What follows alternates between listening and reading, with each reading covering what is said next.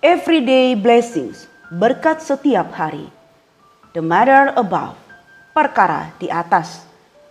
Bacaan dari Kolose 3 ayat 1 dan 2. Karena itu, kalau kamu dibangkitkan bersama dengan Kristus, carilah perkara yang di atas, di mana Kristus ada, duduk di sebelah kanan Allah.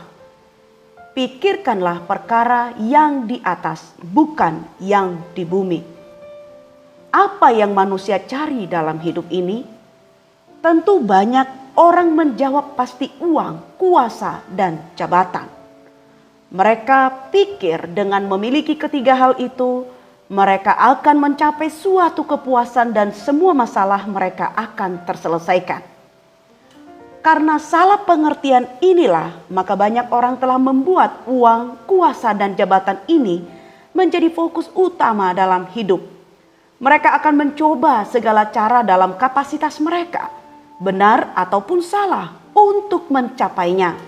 Pada akhirnya barulah mereka sadar bahwa hal itu seperti mengejar angin. Kepuasan tidak didapat, malah mereka hidup dalam kekelaman.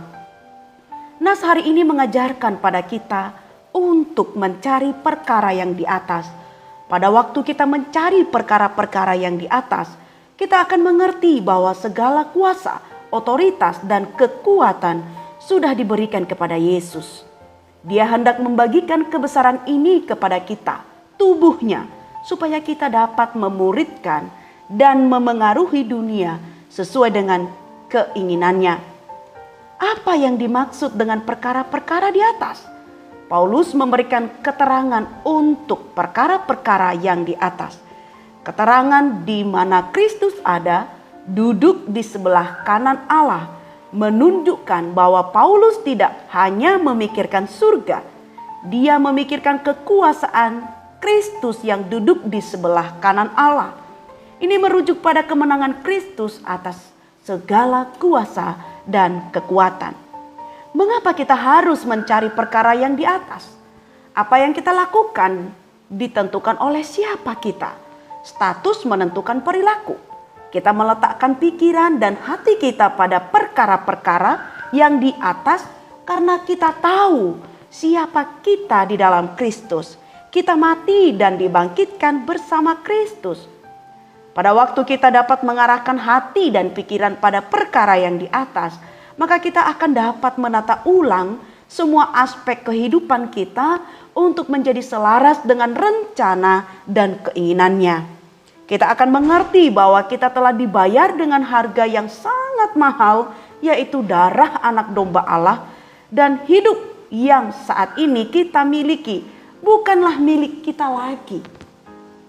Bila ada pencobaan yang datang dan berusaha menghancurkan hidup kita, maka secara konstan kita akan selalu ingat untuk menyalibkan kedagingan kita.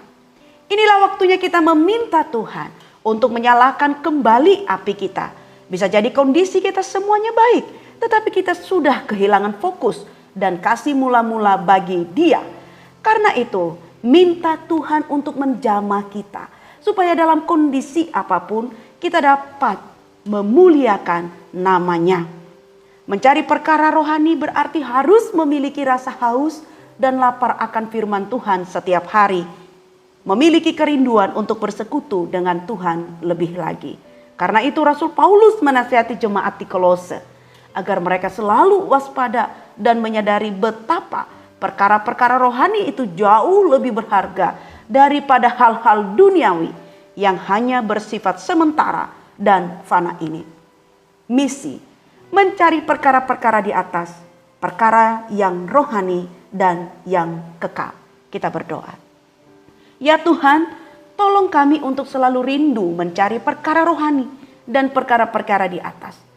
Beri hati yang memiliki rasa haus dan lapar akan firman Tuhan setiap hari. Memiliki kerinduan untuk bersekutu dengan Engkau lebih lagi. Dalam nama Tuhan Yesus Kristus. Amin.